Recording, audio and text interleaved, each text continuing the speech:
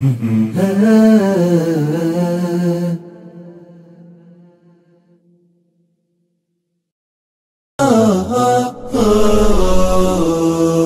زلت في دفاتري قصيدة، وفي ظلال أعيني كشمعة جديدة، وفي ظلال أعيني كشمعة جديدة. ما زلت مثل وردة الربيع وحيدة. إريتريا يا جارة البحر ويا منارة الجنوب، إريتريا يا درة البحر ويا منارة الجنوب. بسم الله الرحمن الرحيم. الحمد لله رب العالمين، والصلاة والسلام الأتمان الأكملان على نبينا محمد وعلى آله وصحبه أجمعين. مشاهدي الأكارم، سلام الله عليكم ورحمته وبركاته. أهلا وسهلا ومرحبا بكم في حلقة جديدة من برنامجكم قضايا إريتريا، تحت غطاء مزاعم حرية التعبير الكاذبة، وفي يوم من أيام الله بشهر ذي الحجة، وتنغيصا وتنقيصا لفرح المسلمين بعيدهم،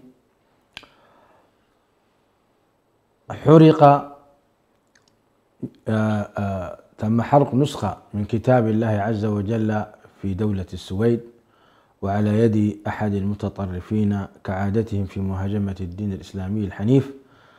وللحديث حول هذا الموضوع من ناحية اهتمام المسلمين بكتاب ربهم إيمانا وعملا واهتماما وقراءة وطباعة وترجمة، نتحدث عن جانب إريتريا، ماذا قدمت لكتاب الله تبارك وتعالى. بما أننا إريتريون ويهمنا كتاب ربنا عز وجل، نؤمن به ونعمل به ونسير على منهجه قدر المستطاع، نريد أن نسلط الضوء حول الاهتمام بهذا الكتاب العظيم. ولعل هذا إحدى الثمار التي يعود إليها المسلمون بسبب التهجم على كتاب الله سبحانه وتعالى وعلى سنة النبي صلى الله عليه وآله وسلم. ولا شك مشاهدي الأكارم، لما ضعف المسلمون وآمن الكفار العقوبة، تجرؤوا على كتاب ربنا وعلى نبينا محمد صلى الله عليه وسلم وعلى سنته الطاهرة أيضا. ولا شك أن من أعظم نصرة هذا الدين ونصرة هذا الكتاب هو الاهتمام به علما وتعليما وتفسيرا وطباعة، وكذلك السنة النبوية. فمتى عمل المسلمون بها آتاهم الله عز وجل عزة ومكانة، وقذف في قلوب أعدائهم الرعب. أما وقد كان ضعف كبير من المسلمين، فكانت العقوبة أن نزع الله عز وجل هذه المهابة من قلوب عدوهم، فتجرأ العدو على أعظم مقدسات المسلمين، وليس هناك أعظم من كتاب الله تبارك وتعالى، هو أعلى المقدسات، أعلى من الحرمين الشريفين، أعلى من المسجد الأقصى بلا شك، لأنه كلام من الله سبحانه وتعالى أنزله الله عز وجل هدى للمسلمين. مشاهدي الأكارم، لا أريد أن أستفرد بالحديث عن هذا الموضوع. باسمكم جميعا أستضيف شيخي وأستاذي الدكتور حسن سلمان، الداعية المعروف، نناقش معه كيف هي درجة انتشار الكتب الدينية في لغتنا التجرينية والعربية حاليا وسابقا. لماذا لا تتم الترجمة بالشكل المطلوب وما هي المعوقات. لو نخصص هذه الجزئية عن القرآن الكريم ولماذا حتى الآن لم يترجم باللغة التجرينية في بلادنا إريتريا، وماذا عن تفاصيل القرآن الكريم وإلى أين وصلت المحاولات، وكذلك ماذا عن تفسير المراجع الأصلية في كتب الحديث والفقه كصحيح البخاري ومسلم والنسائي وابن ماجه والترمذي وغيرها من الكتب المذاهب المعتبرة لدى أهل السنة والجماعة. إذا بارك الله لنا في الوقت سنأتي على هذه كلها إن شاء الله، وإلا فسوف نكتفي بالكلام عن القرآن الكريم. أهلا وسهلا شيخ حسن سلمان. أهلا مرحبا بك وبالمشاهدين. أهلا وسهلا. مقدمة عن أهمية ترجمة تفاسير معاني القرآن الكريم والمراجع الأصلية. بسم الله الرحمن الرحيم، الحمد لله رب العالمين، والصلاة والسلام على رسول الله الأمين وعلى آله وصحبه أجمعين. أما بعد، كما تفضلت فإن كتاب الله سبحانه وتعالى هو آخر رسالة الله سبحانه وتعالى إلى الأرض، تتضمن الهدايات وتتضمن الحقائق وتتضمن الدلالات نحو الخير، وهي الصراط المستقيم المؤدي إلى الله سبحانه وتعالى.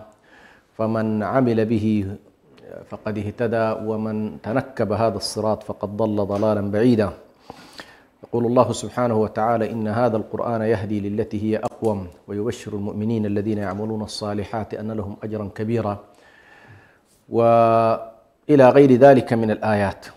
وبالتالي لما كانت هذه هي رسالة الله سبحانه وتعالى، فكان على المسلمين تبليغ هذه الرسالة وحملها، كما قال الله سبحانه وتعالى: لأنذركم به ومن بلغ.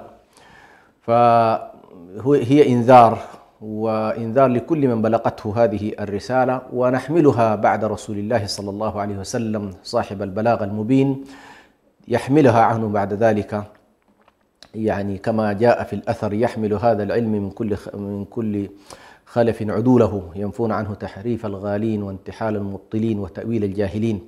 فهذه مهمة أهل العلم ومهمة الدعاة إلى الله سبحانه وتعالى.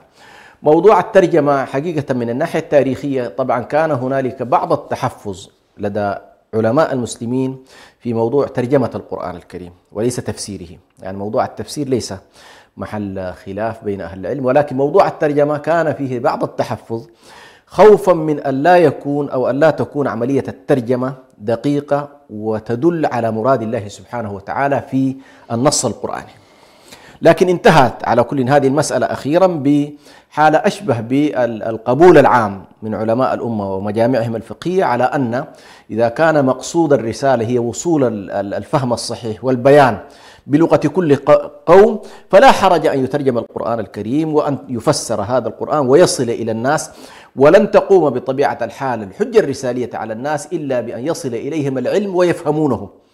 وبالتالي كل قوم لا بد أن يخاطبوا بلغتهم ويخاطبوا بلسانهم حتى تقوم عليهم حجة الله سبحانه وتعالى.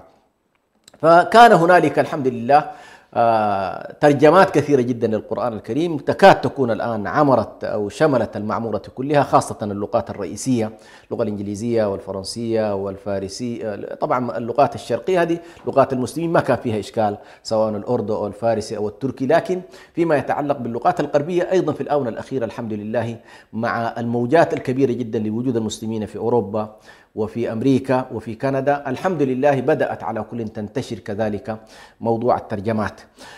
فيما يتعلق بمنطقتنا على وجه التحديد، طبعا خاصة إريتريا أو القرن الأفريقي، خلينا نقول القرن الأفريقي فيه مجموعة لغات أساسية. إذا أردت أن تخاطب هذه الشعوب فإنك لا بد أن تدرك هذه اللغات. فمثلا عندنا الصومالية التي يتكلم بها إخواننا في الصومال، وعندنا الأمهرينية التي يتكلم بها أهل إثيوبيا، وعندنا التجرينية التي يتكلم بها كذلك قطاع واسع من الشعب الإريتري.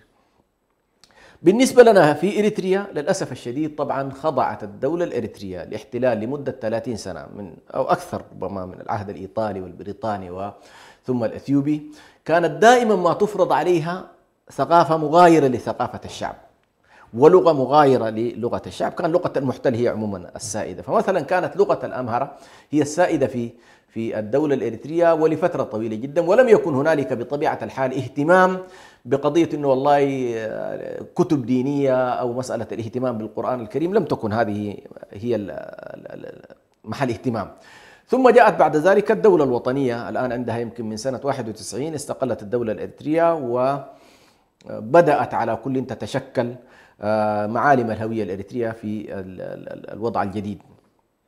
أيضا لم يكن هنالك اهتمام لا من المؤسسة الدينية ولا من المؤسسة السياسية بطبيعة الحال، بل ربما كان هنالك نوع من التضييق والمخاوف، ليس فقط في أنه والله يترجم القرآن الكريم للغة التجرينية، لأن هذه حساسيتها كبيرة، يعني حساسيتها خاصة لدى السلطة السياسية، هي تقول بأن والله هذه اللغة لغة التجرينية يتكلم بها القطاع الغالب تقريبا من التجرينية اللي هم أصحاب الديانة المسيحية، فعندما يترجم القرآن أو تترجم الكتب فكأنما هنالك عملية تبشير تتم في داخل هذا البلد، وهذه يبدو بالنسبة للكنيسة فيها إشكالية، وبالنسبة كذلك للسلطة السياسية فيها إشكالية. وبالتالي لم يكن خلال الفترة الماضية على كل أي اهتمام لا بترجمة القرآن الكريم ولا ترجمة ولا تفسير هذا القرآن، ولا أيضا إدخال كتب على كل تحمل هذا يعني تخاطب الشعب الإريتري بهذه اللغة أو غيرها من اللغات الإريترية المتاحة. ربما تداول الكتب العربية أهون بكثير من أن يكون هنالك ترجمة للقرآن الكريم، ولكن هذا لا يجعلنا أيضا يعني نجعل الأمر كله فقط على الوضع في الداخل. يعني عندنا مثلا هنالك مساحات كبيرة جدا للمسلمين متواجدين خارج البلد بنسبة كبيرة، وفيهم كذلك إمكانات وقدرات ليست بسيطة فيما يتعلق باللغة التجرينية كتابة وقراءة، ويمكن أن يترجم بها القرآن الكريم. لكن حصل على كل تقصير من وجهة نظري خلال الفترة الماضية، لم يكن هنالك اهتمام بهذا الجانب واعتناء بهذه المسألة على وجه التحديد. ثم أيضا أشير إلى أنه حتى تكون الصورة واضحة، لأنه مسألة النشر عموما في البلد لها علاقة بحجم الحريات المتاحة. فنحن مثلا الآن نلاحظ حتى الكتب السياسية التي تكتب عن التجربة الإريترية والتاريخ الإريتري تمر بمجموعة من الإجراءات، وكثير منها يتوقف في منتصف الطريق لأن السلطة ترى أن هذا الكتاب مثلا فيه إشكال. فنعاني على كل في الحالة الإريترية من مسألة الكتابة بشكل عام وطباعة الكتاب بشكل أيضا سواء كان عربي أو تجريني، يعني الكتب بشكل عام فيها إشكالية. وبالتالي أنا يبدو لي أيضا حالة الترجمة وخاصة ترجمة الكتب الدينية ستكون أكثر يعني أكثر خطورة من وجهة نظر النظام. بارك الله فيك شيخ حسن على هذه المقدمة. برأيكم إلى أي حد يعظم شعبنا الإريتري القرآن الكريم قراءة وتعليما وعملا؟ طبعا بالنسبة للقرآن يعني كما تعرف هو بالنسبة لأي مسلم، نحن نتحدث عن إريتريا خاصة. نعم. والإريتريين عامة المتواجدين في كل أنحاء العالم. نعم. ما مستوى اهتمامهم بحفظ كتاب الله وتعليمه وحفظه لأبنائه؟ الإريتري حسب نشأتنا وحسب تربيتنا وحسب ما نعرف من متابعات منذ نعومة أظافره، خاصة يعني سواء في القرى أو في المدن الرئيسية في إريتريا، القرآن الكريم يكاد يكون هو الذي يعبر عن هوية الطفل.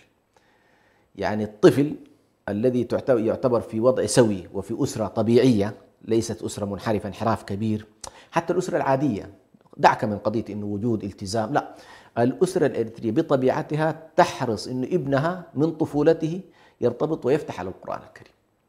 هذه مسألة تكاد تكون مسألة سائدة وواسعة، ولذلك كانت تنتشر عملية القرآن الكريم وتحفيظ هذا القرآن في كل القرى الإريترية.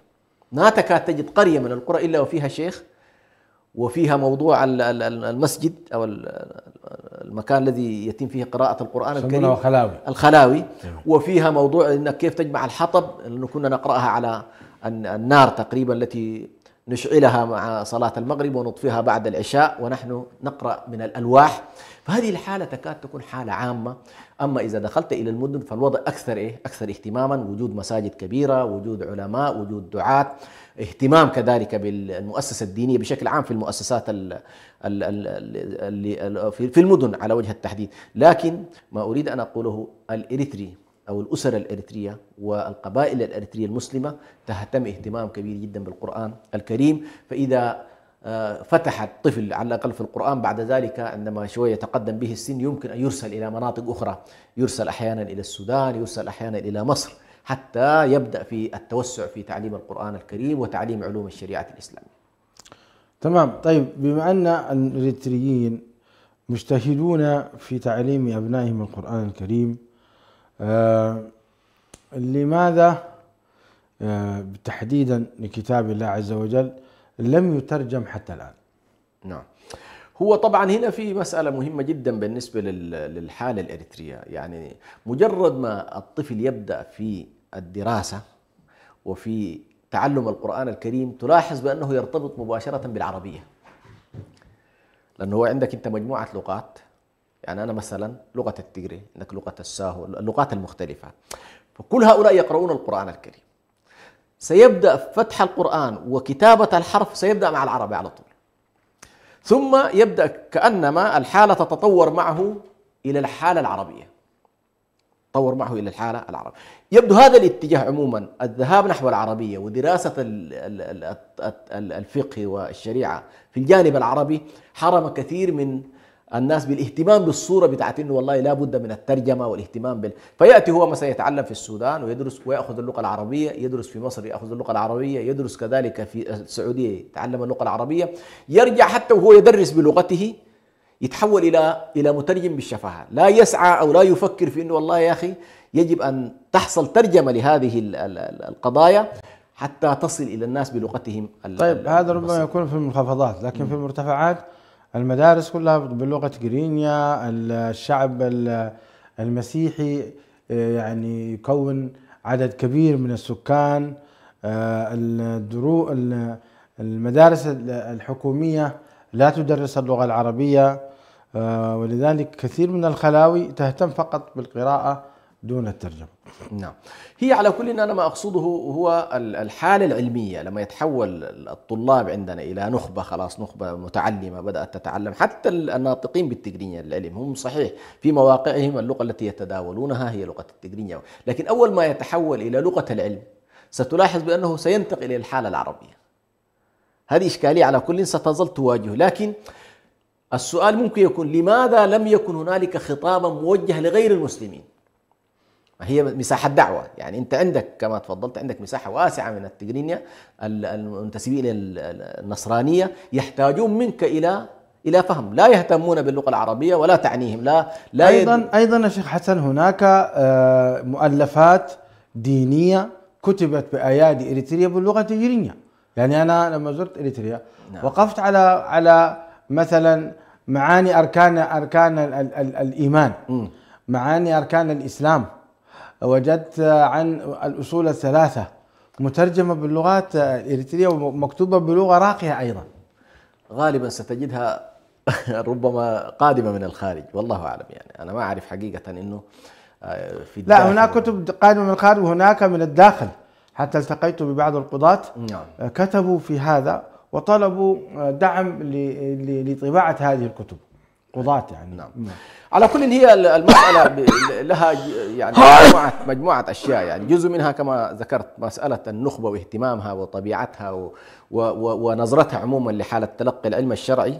لكن هنا يفصل ما بين إنه والله الشخص يدرس دراسة باللغة العربية، ولكن في نفس الوقت هو عندما يدعو مجتمع واسع، يعني كما هو الحالة في إريتريا، تحتاج فعلا إلى أنك والله تخاطب هؤلاء الناس سواء في مساحات الدعوة أو حتى كما تفضلت من يرى أنه والله هو بحاجة إلى هذه الترجمة يفترض أن تترجم له ويكون على الأقل الخطاب بلغة القوم. على كل حال شيخنا الشيخ حسن، أنا أعتقد أن اعتقاد تحريم ترجمة القرآن الكريم فهم في إريتريا فهما غير صحيحا. وبالتالي كان آباءنا رحمهم الله كانوا يقولون لا تفسر مش يترجم، هو كان عنده مشكلة حتى في التفسير. أي كان عنده هذه موجودة صحيح، هذا هو الذي أعتقد نعم كانت في صحيح هذه موجودة. يعني هناك كانوا يعني كتاب على مستوى عالي كالدكتور ياسين، نعم رحمه الله، وكالدكتور الشيخ الفاضل محمود علي بخيت، نعم الداعية، نعم محمود علي بخيت اللي هو يعتبر عم للشيخ توفيق الصايغ، نعم، وكذلك أيضا عمه الثاني أيضا هو من خريجي الأزهر الشريف، ولديه مؤلفات جميلة باللغة العربية وقد وقفت على بعض منها. نعم. هذا الرجل أيضا لم يكتب في الحقيقة.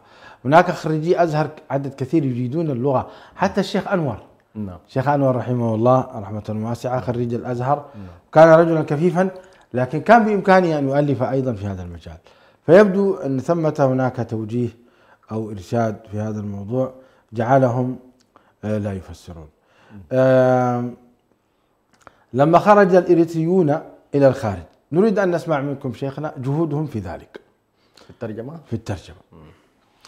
وعلى كل إن الخارج ربما فيه مساحات من حيث الحرية، لا أتوقع أن هنالك إشكالية في أن الناس تترجم وتنشر وتوزع، قد لا يكون في ذلك مشكلة، ولكن موضوع الاهتمام عموما بالترجمة أيضا في الخارج يبدو لي فيه نوع من التقصير.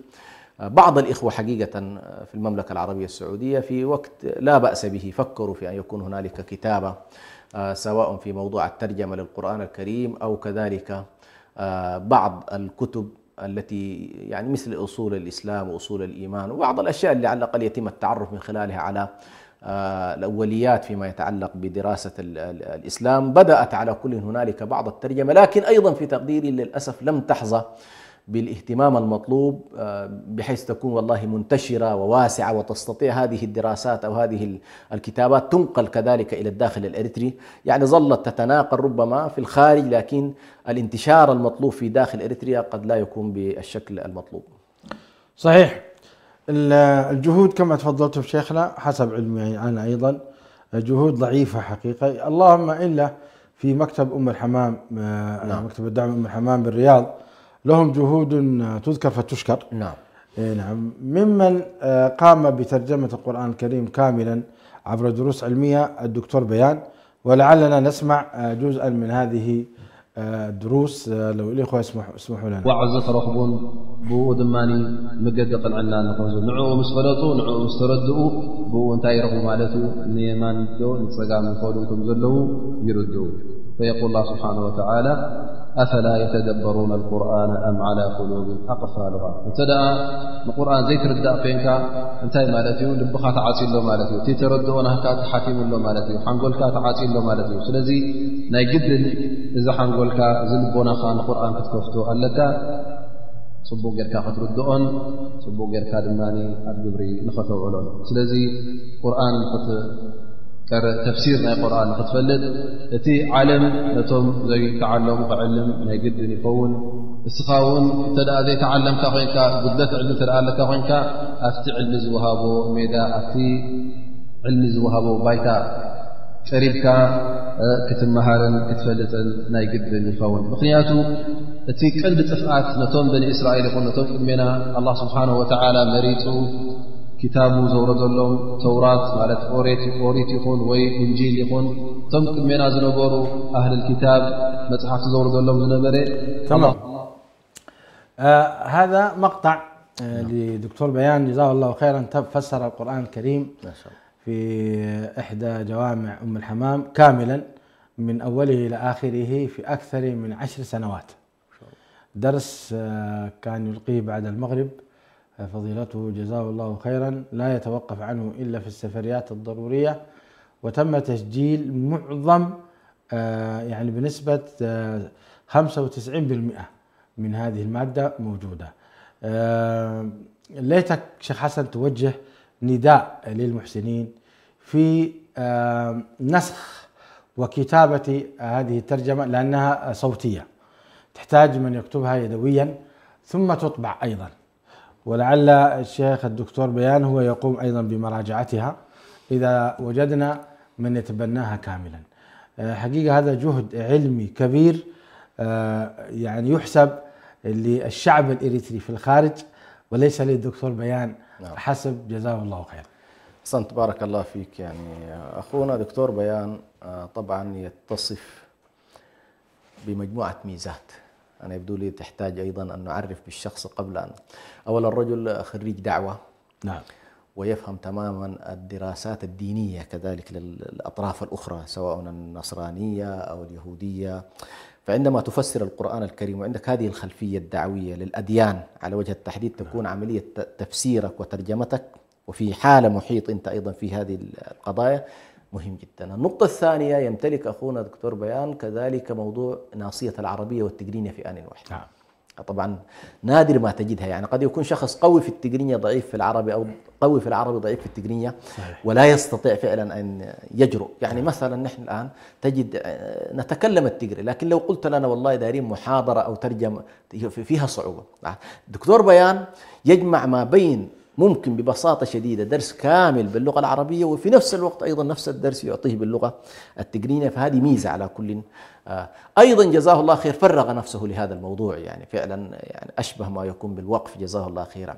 وبالتالي أنا حقيقة من هذا المنبر أناشد كذلك أهل الخير والمهتمين بالدعوة، ونحيي شيخنا الشيخ، ونحيي كذلك جزاك الله خير، نحيي الدكتور من هذا المنبر ونشكره حقيقة على جهده، ونسأل الله سبحانه وتعالى أن يجعل ذلك في ميزان حسناته. وفي نفس الوقت أيضا نقول بأن هذه الترجمة لو فتح الله سبحانه، أو هذا التفسير لو فتح الله سبحانه لبعض الخيرين أن يتبنوا هذا التفسير، نعم، فأنت تكسر كذلك الحاجز الموجود ما بين المسلمين وغير المسلمين في المنطقة، في أنه والله يكون هنالك خطابا متصلا دعويا وليس فقط في إطار القضايا السياسية التي حقيقة شغلت كثير من الناس. فأنت محتاج أن تخاطب هؤلاء الناس وهم أهل جوار ومساكنينك في نفس البلد. يوم القيامة سنسأل بلا شك، يعني بعيدا عن قضية الصراعات والمظالم التي يعيشها الناس، أنت مسؤول عن هذه الكتلة البشرية في إنه والله هل بلغتهم رسالة الله سبحانه وتعالى أم لا. ثم أيضا هنالك منطقة أوسع من الحالة الأريترية، يعني عندك الآن شمال إثيوبيا منطقة التجراي، أيضا إذا ترجم هذا الموضوع أو هذا التفسير استطاعت الناس أن تفرقه وتطبعه، أتوقع أيضا أن يكون له إن شاء الله انتشار ليس في إريتريا فقط ولكن في كل المنطقة التي ينطق فيها أو الناطقين فيها بالتجرينية هم على كل متوافرين سواء من المسلمين أو غير المسلمين. وهذا حقيقة من الوقف، يعني من الأشياء الوقفية التي يكون بإذن الله سبحانه وتعالى أجرها مستمر ما دام الانتفاع بهذا الأمر قائم. وأنا أتوقع طبعا هذا الموضوع سيكون طويلا جدا إذا ربنا سبحانه وتعالى يسر للناس، فنسأل الله أن يشمر لهذا الموضوع بعض الخيرين سواء كان فردا أو مجموعة أو مؤسسة. على كل هذا الموضوع كما تفضلت يحتاج إلى من يقوم عليه، وإن شاء الله يعني أنتم أقدر حقيقة من خلال هذا الموضوع في التواصل مع الناس حتى إن شاء الله يتم تفسير وترجمة القرآن الكريم وبقية الكتب كذلك بإذن الله. طبعا نحن لا ننسى أن نذكر أن ثمة ترجمة للقرآن الكريم أيضا ترجمت قبل حوالي 10 أعوام للشيخ عبد الولي، وهو من منطقة تجراي في اثيوبيا، وإن كان هذا الترجمة فيها بعض الملاحظات إلا أنه جهد أيضا يذكر فيشكر، جزاه الله خيرا. وطبعت هذه الترجمة عدة مرات في اثيوبيا في الحبشة، فللأمانة العلمية نذكر هذا الجهد ونحيي الشيخ جزاه الله خيرا على هذه الترجمة، ونسأل الله تعالى أن يجعل ذلك في ميزان حسناتهم. هناك أيضا جهد تحت الدراسة وتحت ليتكم تطلعوننا عليه من ناحية رابطة علماء إريتريا، ماذا قدمت في هذا؟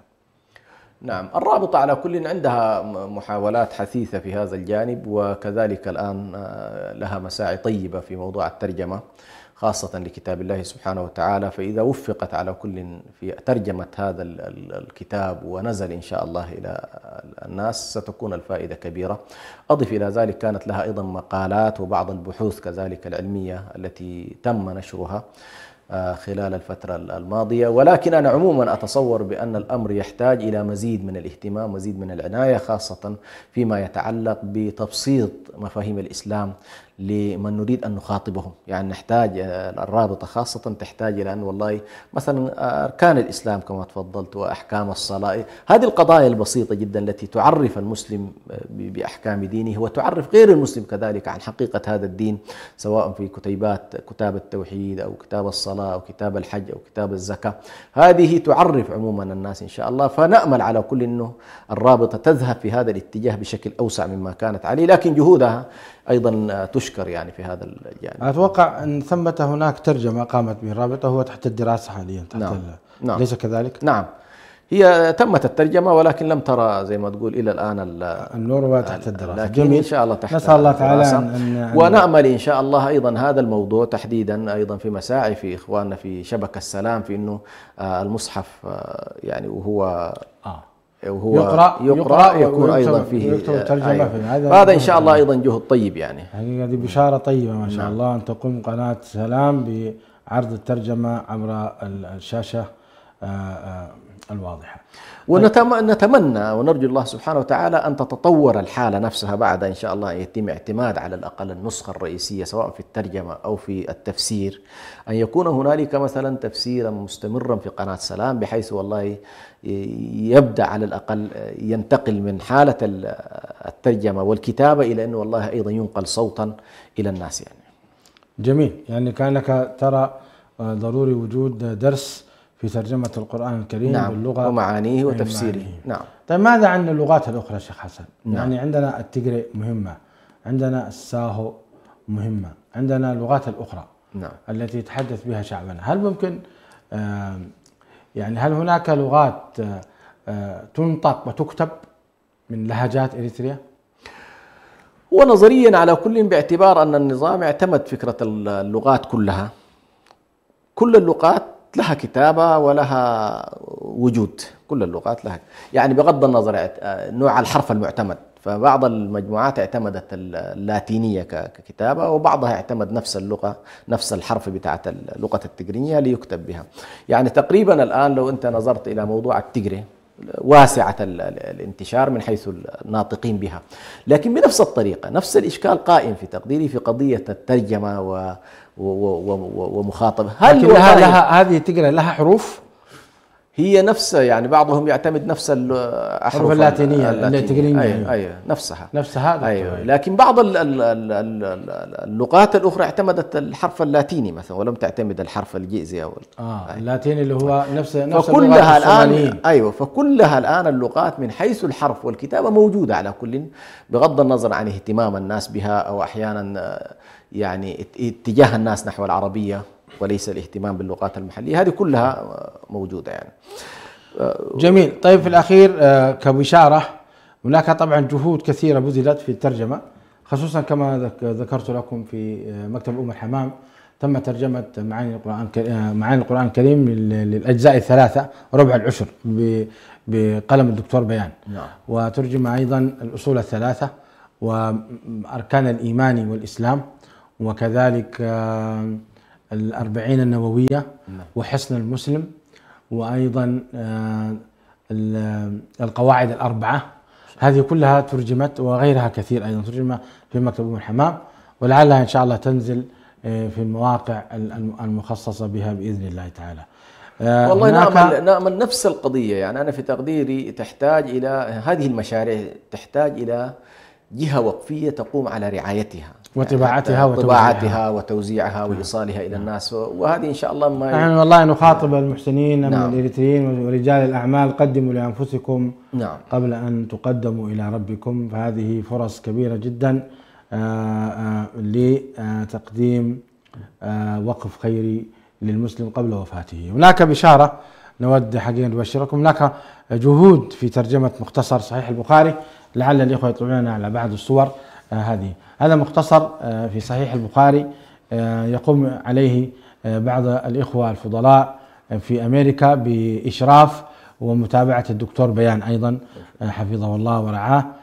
هذه أيضا بعض المصطلحات في تقديم، وهذه بعض الترجمة على اليمين باللغة العربية وعلى اليسار باللغة التجرينية بهذا الشكل. نسأل الله تعالى أن يوفقهم وأن يسددهم وأن يعينهم. هذا حقيقة جهد كبير يذكر فيشكر. وإلى الأمام بعد مختصر صحيح البخاري ننتقل إلى مختصر صحيح مسلم والكتب المعتمدة. هذه كلها تعين الإنسان على الإيمان بالله سبحانه وتعالى، وتؤكد على عملية فهم كتاب الله وسنة نبيه صلى الله عليه وسلم على الوجه الصحيح، لأنها مراجع علمية أساسية قوية. كلما أحرقوا شيئا من مقدساتنا زادنا تمسكا بكتاب ربنا وعملا به، وسوف نسعى ونبذل قصارى جهدنا لإيصال هذه الكتب إلى بيت كل مسلم. ربما يقول القائل اليوم الناس لا تقرأ إنما تستمع. نقول سيأتي في يوم من الأيام أن يعود الناس إلى القراءة والكتابة، فهذه كنوز تبقى موجودة في المكتبة الإريترية التجرينية والعربية، وكذلك في بيت كل مسلم تبقى هذه الكتب، سنحتاجها في يوم من الأيام. ولا نقلل أيضا من جهد السوشيال ميديا وجهد الشاشات اليوم، هي فعلا لا شك هي حديث هذا العصر، وهي سلاح هذا العصر الحقيقة، وقد أسقطت دول. الإعلام أسقط دول كما تعلمون، فلا شك أن على العلماء والدعاة أن يهتموا بهذا الجانب كثيرا. مشاهدي الأكارم، باسمكم جميعا أتوجه بشكر جزيل للدكتور حسن سلمان على هذه الإفادة، والشكر موصول لكم أيضا، ونسأل الله تعالى أن يقيض لهذه الأمة رجالا يحمونها ويدافعون عنها، كما أشار ذلك شيخنا الشيخ حسن سلمان في الحديث الذي ذكره عن نبينا الكريم محمد صلى الله عليه وسلم. حتى ألقاكم الأسبوع القادم، أسأل الله تعالى لي ولكم التوفيق والسداد، والسلام عليكم ورحمة الله وبركاته. إريتريا يا جارة البحر ويا منارة الجنوب، إريتريا يا درة البحر ويا منارة الجنوب.